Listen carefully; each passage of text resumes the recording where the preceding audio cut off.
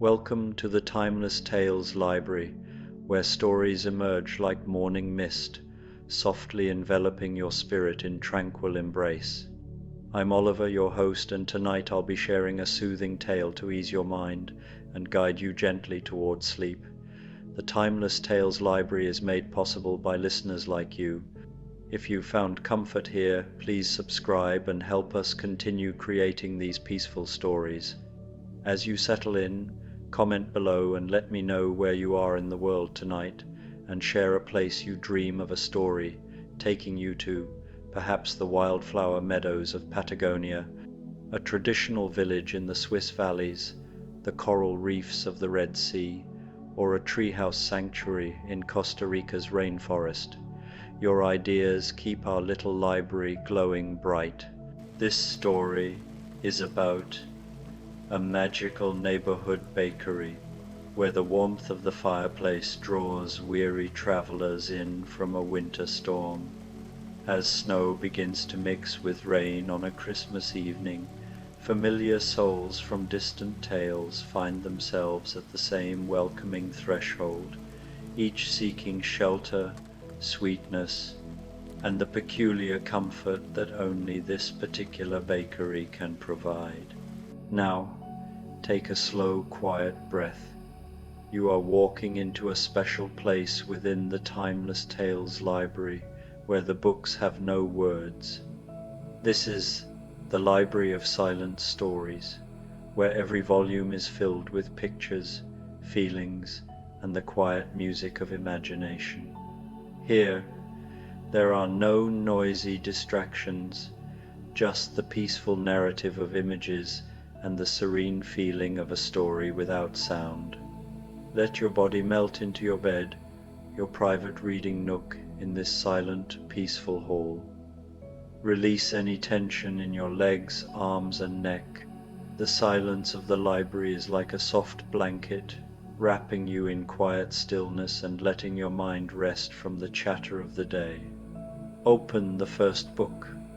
Let the beautiful, silent stories guide your thoughts into a tranquil, wordless world of dreams. The Coziest Rainy Fireplace Cottage Bakery. A Christmas Bedtime Story for Adults. The rainy day Fireplace Cottage Bakery had stood on the corner of Meadowbrook Lane for as long as anyone could remember, though if you asked different people when it first appeared, you would receive entirely different answers. Some swore it had always been there. Others claimed it materialized only when it was most needed. But on this particular Christmas evening, with freezing rain drumming against window panes and wind howling through the narrow streets, the bakery glowed like an amber jewel set into the darkness, its windows fogged with warmth, its chimney sending up ribbons of sweet-smelling smoke that mingled with the storm. Inside, the fire crackled in the great stone hearth that dominated the back wall, its flames dancing in shades of gold and copper, casting shifting shadows across the worn wooden floorboards. The bakery was not large, cozy, rather, with just enough room for several small tables with mismatched chairs, a long glass counter displaying the day's creations, and shelves lined with vintage tins and copper molds that caught the firelight. Garlands of fresh evergreen draped along the beams overhead, interwoven with dried orange slices and cinnamon sticks that released their fragrance into the already perfumed air. The scent was intoxicating, vanilla and brown sugar, cardamom and clove, the buttery richness of pastry dough, the deep molasses sweetness of gingerbread, and underneath it all, the clean, bright smell of fresh fallen snow seeping in around the doorframe. Behind the counter, barely visible in the gentle dimness, The baker moved with unhurried grace, hands dusted with flour, humming a melody that seemed older than the building itself. The baker's face remained pleasantly obscure in the dancing firelight, sometimes appearing as an elderly grandmother with silver hair pinned in a soft bun, sometimes as a younger figure with kind eyes and strong hands. It didn't matter much.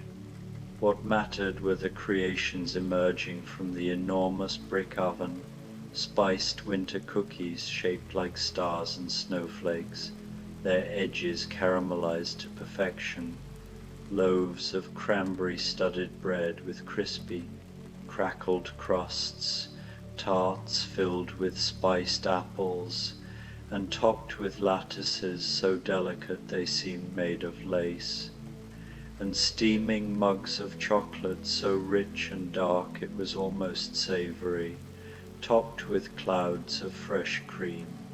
The bell above the door chimed softly, and the first visitor stepped inside, shaking droplets from a well-worn traveling cloak. Jo March unwound the scarf from around her neck with cold, stiffened fingers, her dark hair escaping its pins and curling wildly from the damp.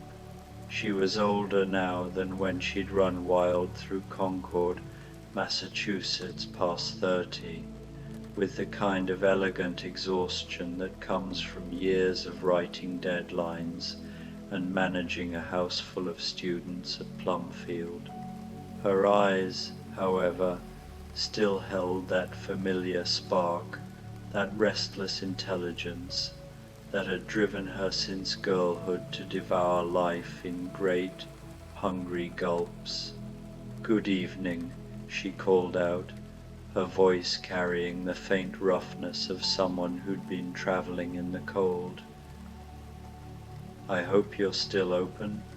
I've been walking for what feels like hours, and when I saw your lights—" She paused, breathing in deeply, and a smile transformed her tired face. "Oh, that smell! That's exactly what Christmas should smell like." The baker emerged more fully into the light, gesturing toward the tables near the fire. "Sit, please, warm yourself. You look as though you've come a long way." "From New York," Jo said, settling gratefully into a chair close to the hearth and stretching her hands toward the flames. "I've been at my publisher's all week, wrestling with edits.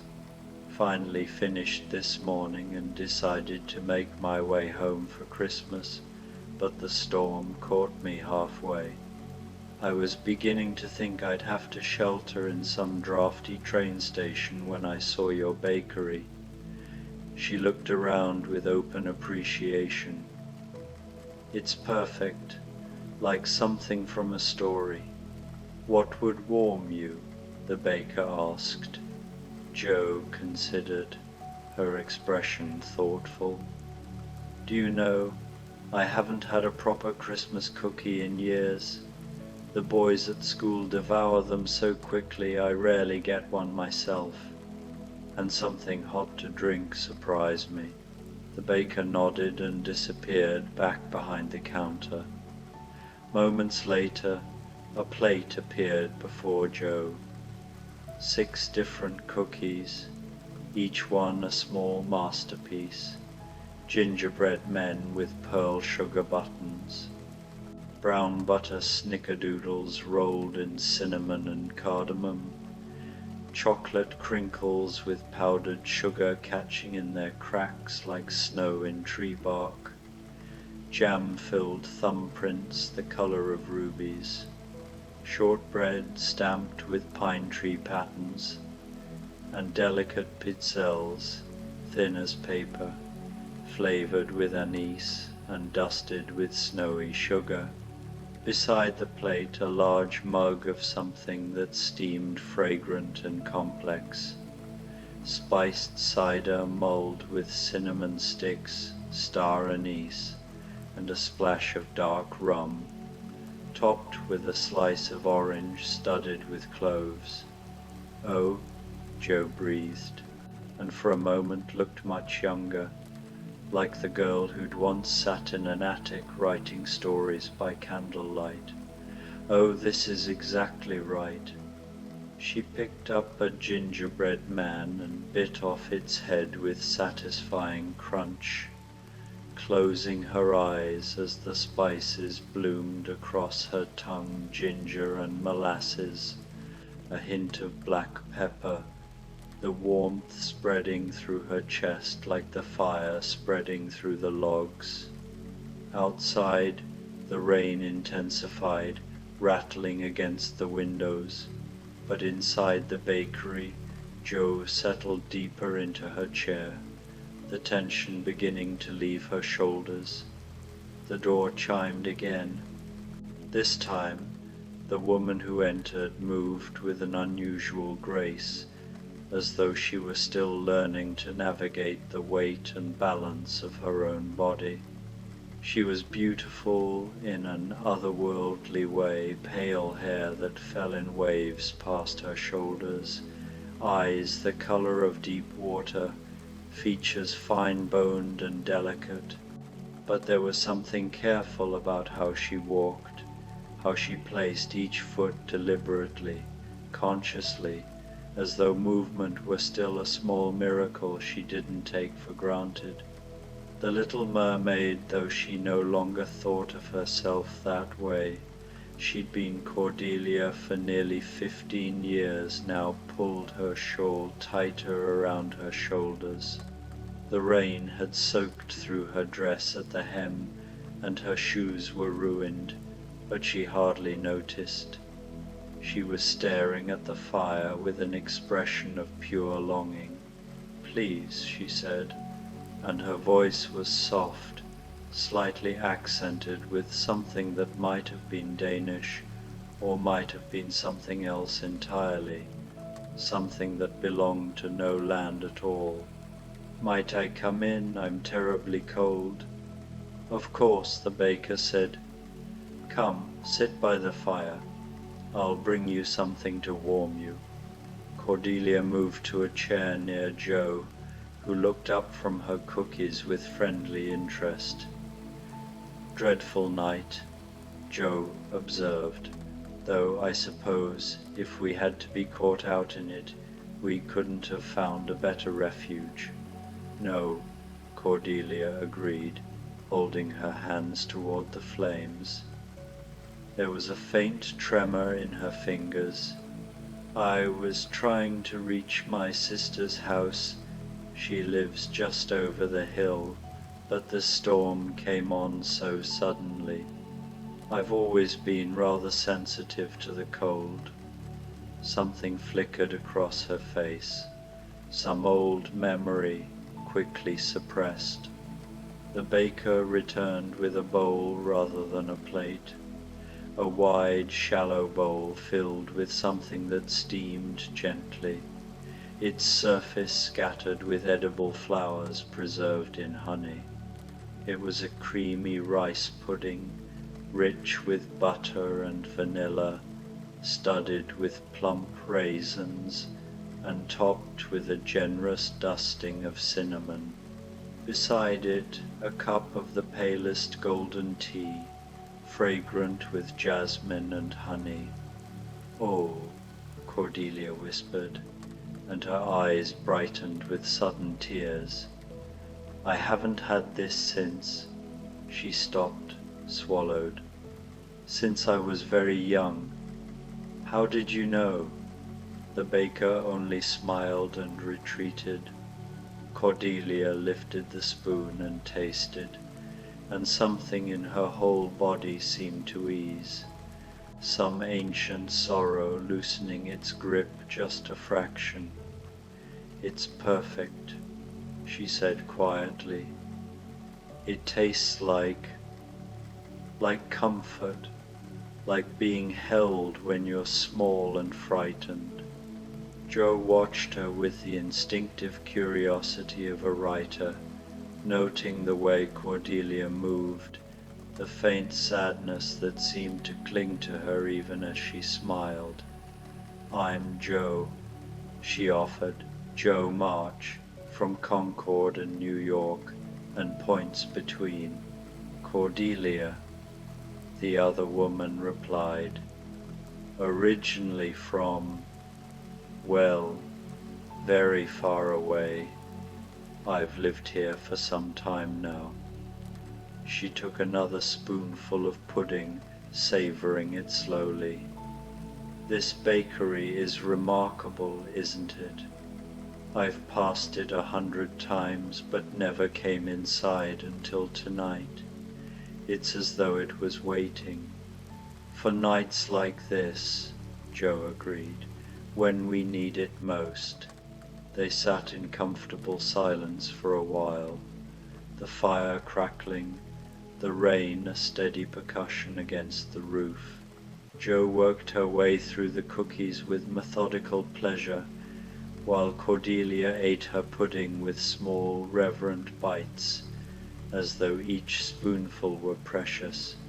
The warmth was sinking into both of them now, deep into cold bones and tired muscles, and the bakery wrapped around them like a blanket. The bell chimed a third time. The man who entered was lean and weathered, probably in his early 40s, with sun lines around his eyes and the kind of perpetual tan that spoke of years spent outdoors. His hair, shot through with grey, was pulled back in a queue, and he carried himself with the easy confidence of someone long accustomed to uncertain footing. Jim Hawkins stamped the water from his boots and ran a hand over his face, grinning ruefully. "Bloody awful out there," he announced cheerfully, his accent carrying hints of Bristol and other, more distant ports. "Pardon my language, ladies. I've been at sea for 3 months and my manners have gotten rusty." He looked around the bakery with evident approval. "This is a bit of all right, though. Mind if I join you?" "Please do," Jo said, gesturing to the table. "Misery loves company, and we're building quite a collection of storm refugees." Jim settled into a chair with a sigh of relief, stretching out his long legs toward the fire. "Jim Hawkins," he introduced himself, "captain of the merchant vessel Hispaniola, different ship, same name." Couldn't resist. He glanced at the women with a self-deprecating smile. "Just made port this morning. Was heading to my sister's for Christmas dinner when the weather turned. Thought I'd wait it out here if the proprietor doesn't mind." The baker appeared at his elbow as if summoned. "What would you like, Captain?" Jim considered, his expression nostalgic. "You know what I haven't had in years? A proper Cornish pasty. My mother used to make them beef and potato and turnip, all wrapped up in that golden pastry. Used to eat them on the docks when I was a lad." He laughed. "Before I knew anything about treasure maps or tropical islands or any of it." "I have just finished a batch," the baker said. "And to drink? Dark beer if you have it, something with body." The pasty that appeared was a work of art, large and golden, crimped along one edge with the traditional rope pattern, steam escaping from slits in its top. Beside it, a pint of stout so dark it was nearly black, with a thick cream head, and, as a bonus, a small dish of pickled onions and sharp cheddar. Jim cut into the pasty, and the filling spilled out, rich and savory, the beef tender, the vegetables perfectly seasoned. He took a bite and closed his eyes. Christ, he muttered. Sorry, but that's perfect.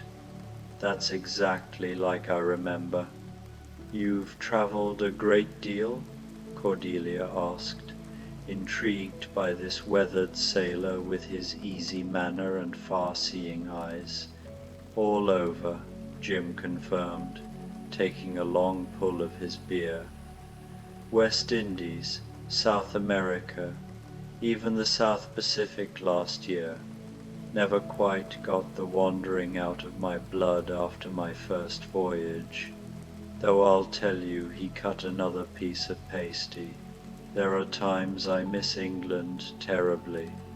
Miss nights like this, when you can come in from the cold and find exactly what you need. What made you start?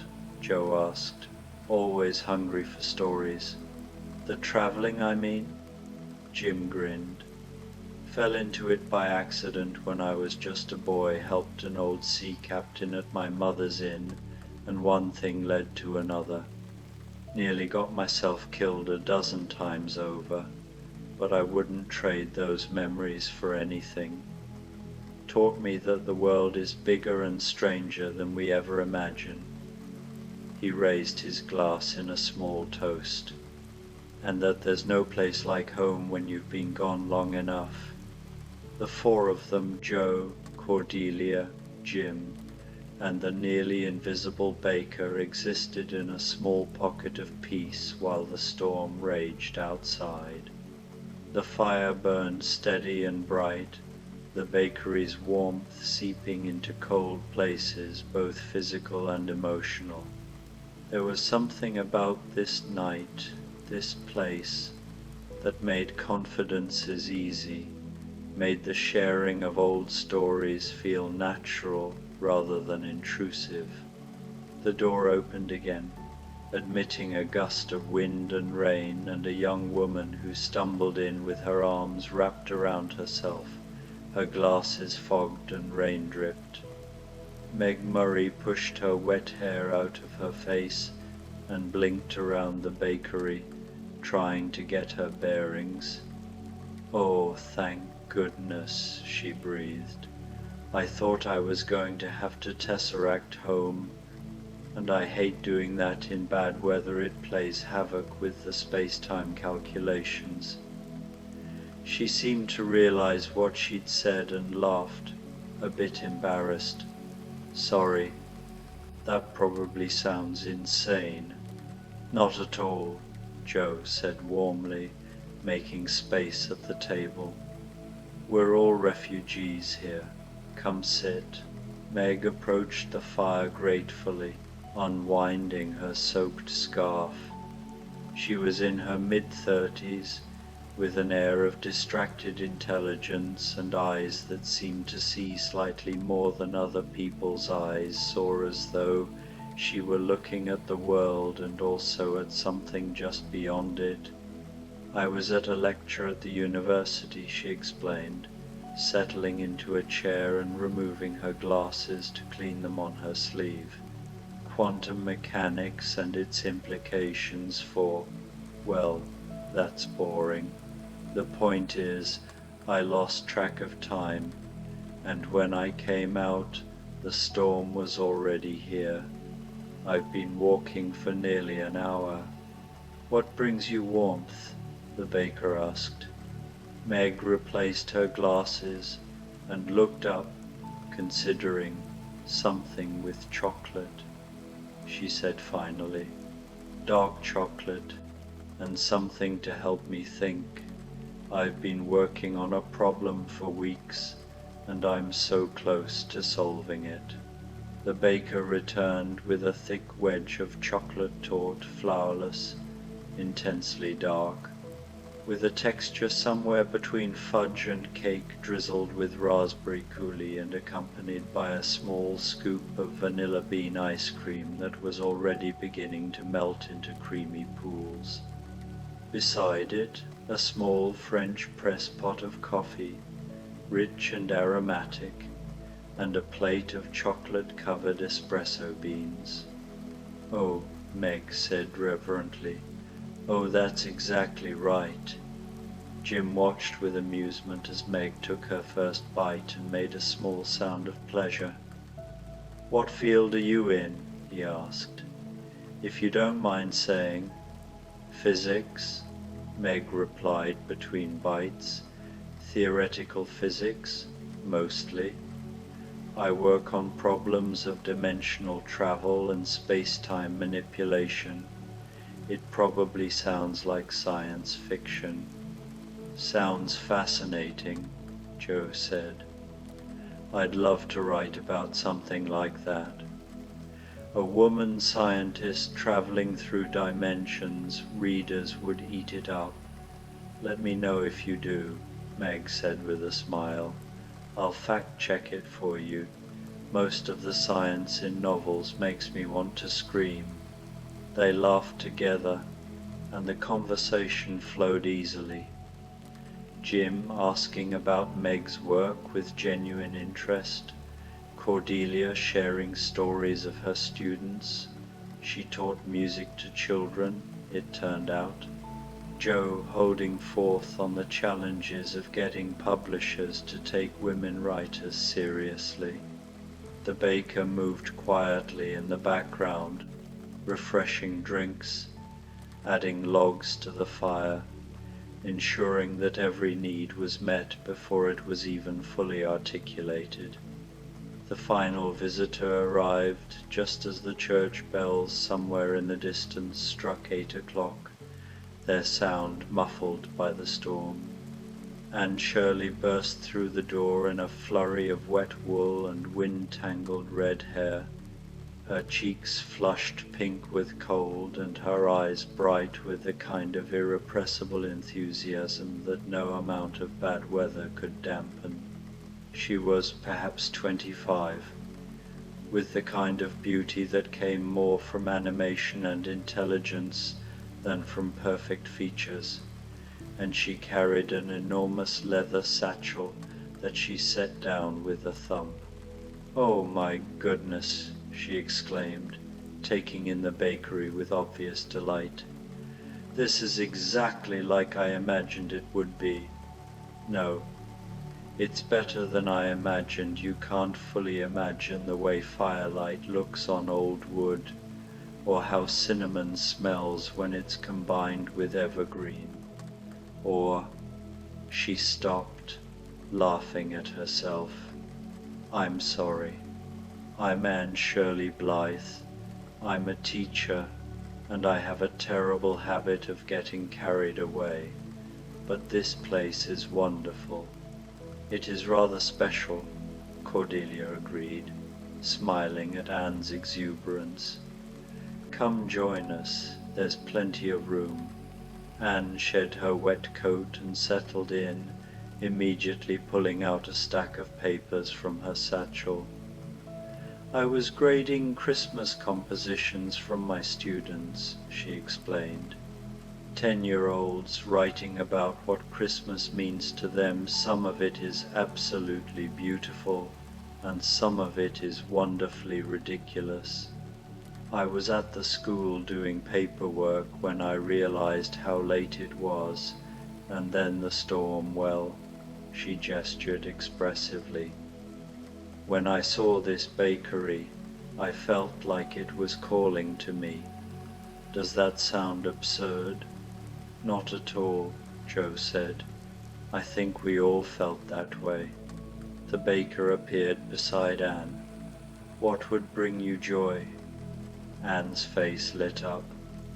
Do you know what I've always wanted to try? Those French pastries, petites fours, I think they're called. Little cakes with beautiful icing, all different flavors. I've read about them in books, but never actually had one. And tea, something floral and lovely. What the baker brought made Anne gasp with genuine delight. A 3-tiered serving stand, each level holding an assortment of petites fours, each one a tiny work of art. There were chocolate cakes with mocha buttercream, lemon cakes with vanilla glaze, almond cakes with raspberry filling, pistachio cakes with rose water icing. Each one was decorated differently, some with delicate sugar flowers, some with gold leaf, some with intricate piped designs. The tea was served in a pot painted with violets, and smelled of lavender and chamomile and something sweeter, like honey in summer meadows. Oh, Anne breathed, her eyes actually shining with tears. Oh, they're too beautiful to eat. They're like little pieces of edible art. Then eat them slowly, the baker suggested with a smile, and appreciate them properly. Anne did just that, taking tiny bites of each cake and describing the flavors with such vivid enthusiasm that the others found themselves laughing, charmed by her unabashed joy. She poured tea for everyone, insisting they all try it, and soon the table had drawn even closer together, becoming less a collection of strangers and more a gathering of friends. It's strange, Jim mused, working on his second beer, a lighter ale this time, nutty and smooth. How we all ended up here tonight. Must be 50 other places we could have sheltered, but we all found this particular bakery. Maybe it found us, Cordelia suggested quietly. Maybe it appears where it's needed. Like something from a fairy tale, Anne added, and then blushed, though I suppose that sounds childish. Not at all, Joe said firmly. I've made my living writing stories, and I can tell you the best ones are the ones we half believe might be true. The ones where magic is just barely possible, lurking around the edges of ordinary life. Meg pushed her empty plate away and leaned back, looking more relaxed than she had when she'd arrived. There's something to be said for that, she agreed. I spend my days trying to explain the universe through mathematics, but there are moments, rare moments, when the equations align in a way that feels like poetry, like the universe is trying to tell us something beautiful. Yes, Cordelia said softly. Yes, exactly that. The conversation continued, meandering through various topics, Anne's students and their charming malapropisms, Jim's adventures in distant ports, Jo's latest novel and the battle with her editor over the ending, Meg's research and the strange, beautiful patterns she found in chaos theory, Cordelia's music students, and the unexpected wisdom of children. The baker moved among them, silent but attentive, bringing second helpings and new treats, warm scones with clotted cream and strawberry jam, slices of apple cake with caramel sauce, gingerbread loaf, so moist it was almost pudding-like, and always more tea, more coffee, more of whatever each person needed. Outside, the storm began to shift. The rain gentled to a steady patter, and through the windows they could see fat snowflakes beginning to mix with the drops, dancing in the light that spilled from the bakery windows. "It's snowing," Anne said with quiet wonder, going to the window. "Oh, look, it's turning into the kind of snow that makes everything beautiful." They all gathered at the window, these 5 disparate souls who had found themselves together on this particular Christmas evening. The street outside was transforming, the rain-slicked cobblestones being covered with white, the harsh edges of buildings softening under the accumulating snow.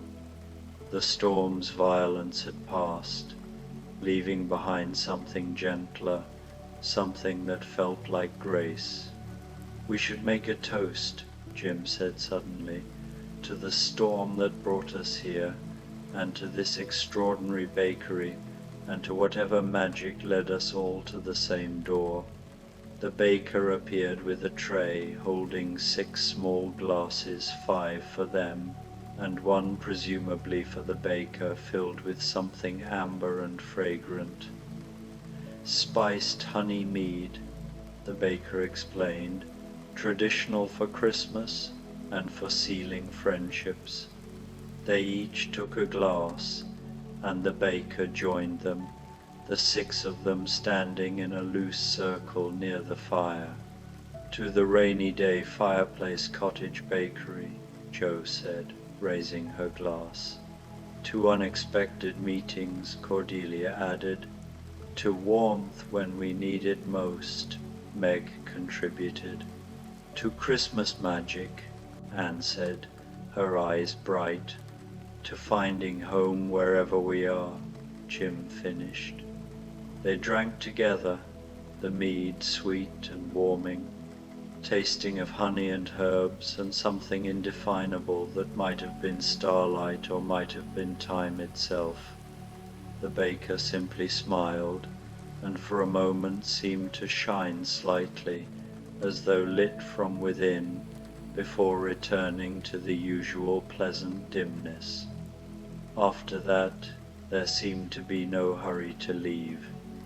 Anne spread her students' compositions on the table and read the best ones aloud, making them all laugh and occasionally tear up at the simple wisdom of children. Jim produced a harmonica from his pocket and played a few old sailors' tunes, surprisingly sweet and melancholy. Meg pulled out a small notebook and tried to explain tesseracts using sugar cubes and toothpicks, which worked better than anyone expected. Jo took notes on everything, her writer's mind already shaping the evening into story form. Cordelia simply listened, occasionally humming along with Jim's music in a voice that was heartbreakingly pure and lovely.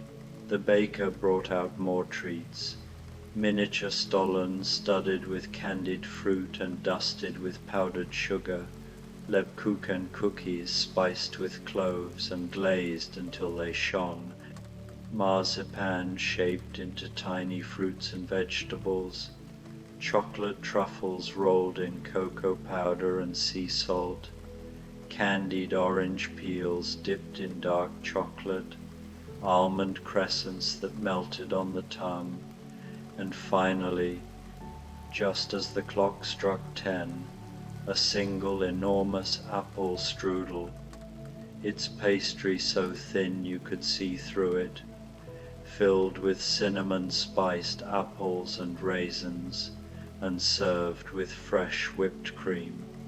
"We can't possibly eat all this," Meg protested, even as she accepted a slice.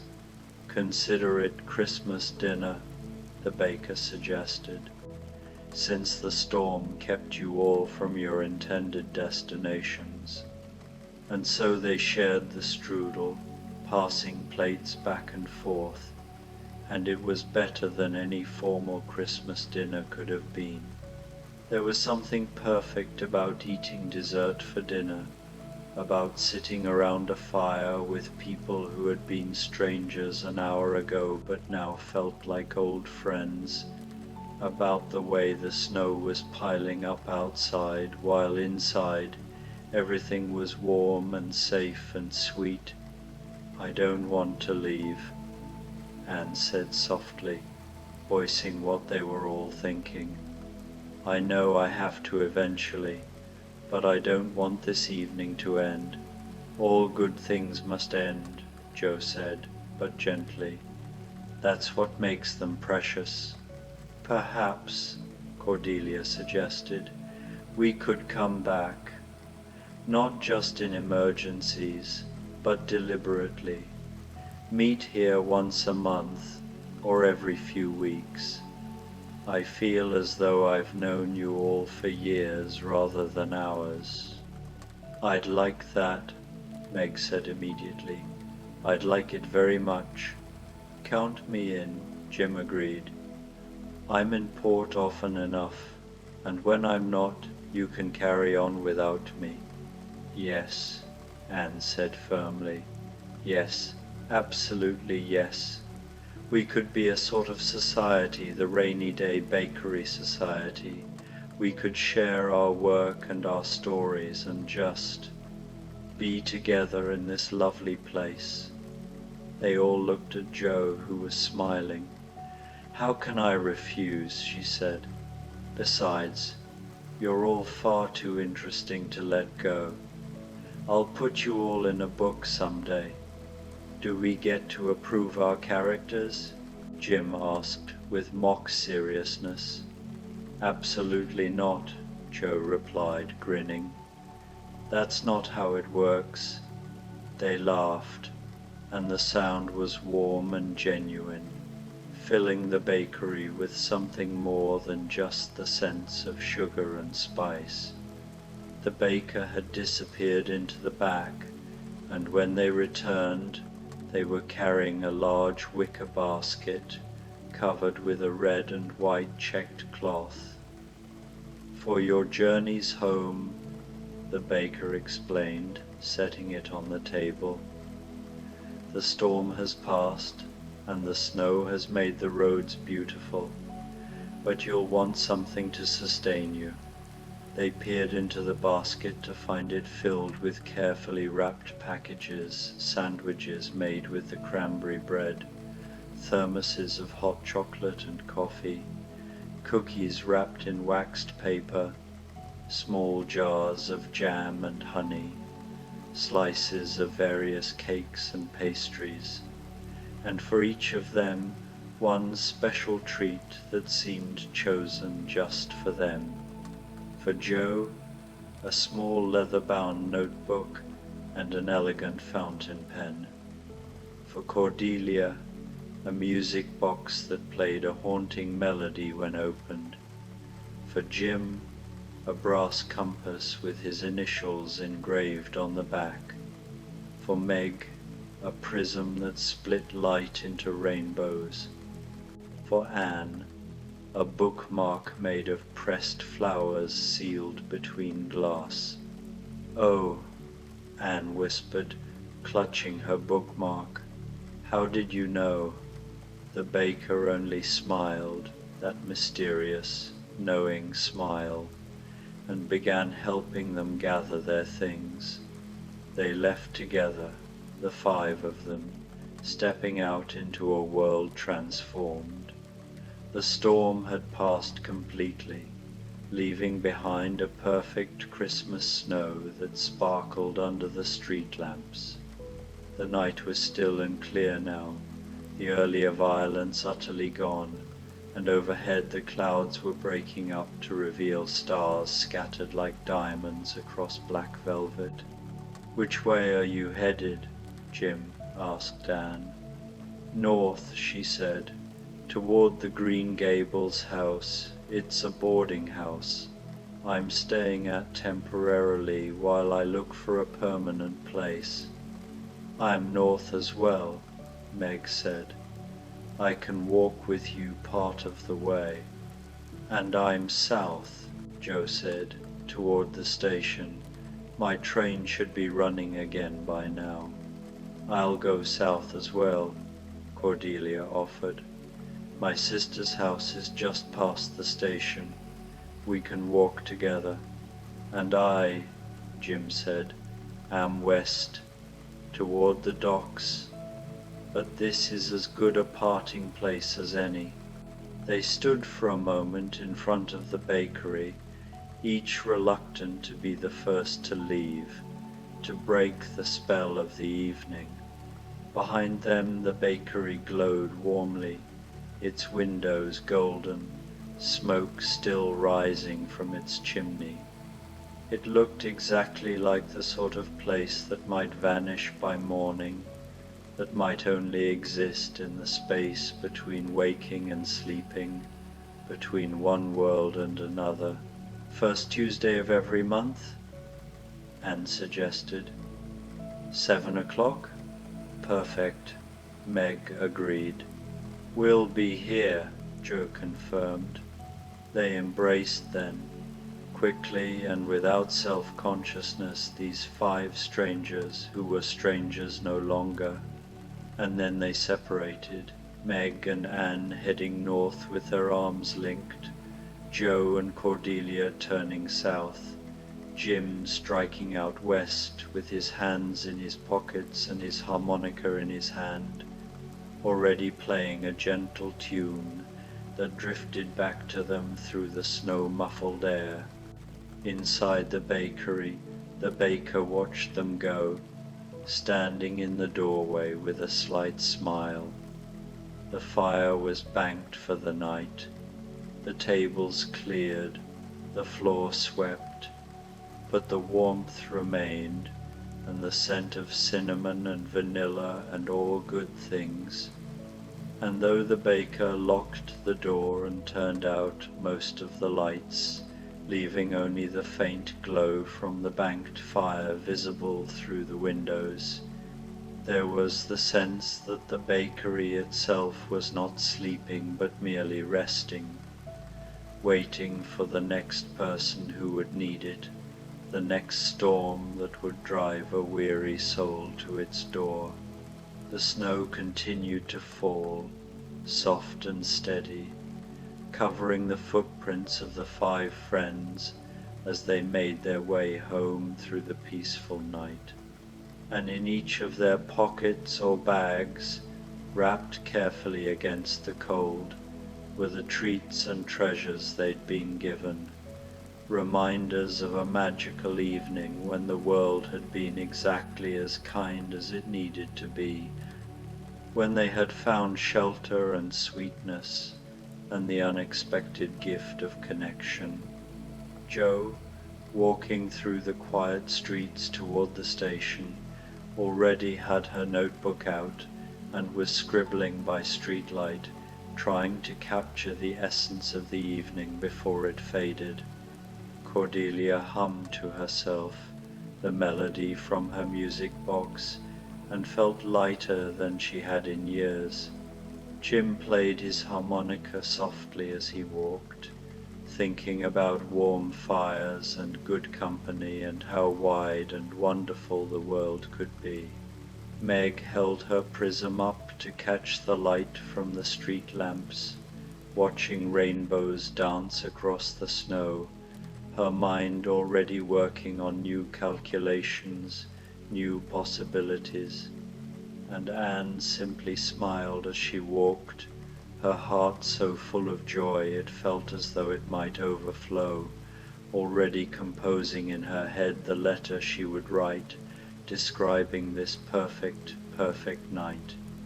Behind them, the rainy day Fireplace Cottage bakery stood solid and sure, its chimney smoke rising straight up into the clearing sky, its windows glowing faintly, waiting, always waiting, ready for the next storm, the next wanderer, the next soul in need of warmth and wonder, and the particular magic that only it could provide.